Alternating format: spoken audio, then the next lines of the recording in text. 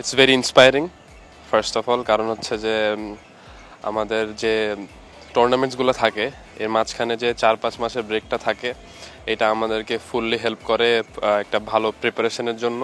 And একটা HP is a gateway to the national team.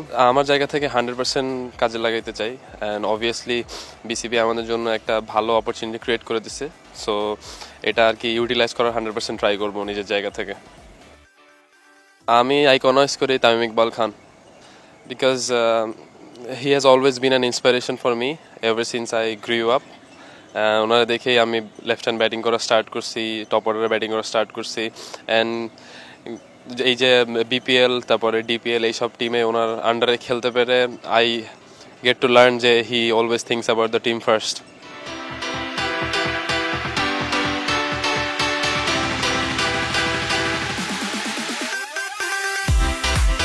First of all আলহামদুলিল্লাহ, HP টিমে সুযোগ পাওয়াটা আসলেই একটু গর্বের বিষয়।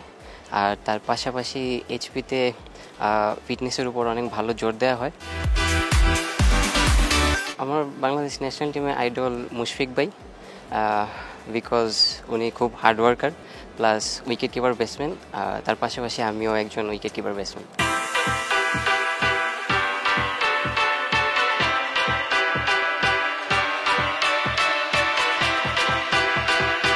সাকিব ভাইকে ভালো লাগে, মিরাজ ভাই আছে, ইদানিং আমার মিরাজ ভাই খুব ভালো লাগে।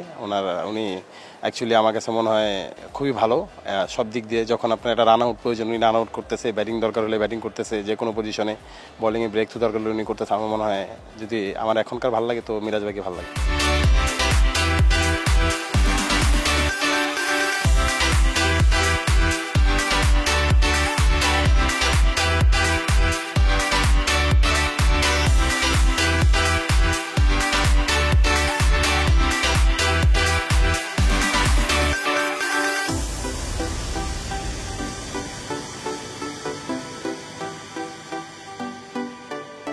আসলে এটা আমার জন্য বড় একটা অপরচুনিটি, আমার স্কিলকে আরও উপর লেভেলে নিয়ে যাওয়ার জন্য।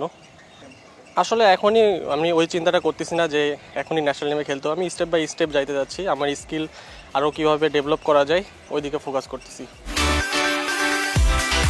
মুশফিক ভাই, তার উইকেট কিপিং ব্যাটিং দুইটাই ভালো লাগে এবং সে যেভাবে খেলা বানায় ফিনিশ করে খুব ভালো লাগে।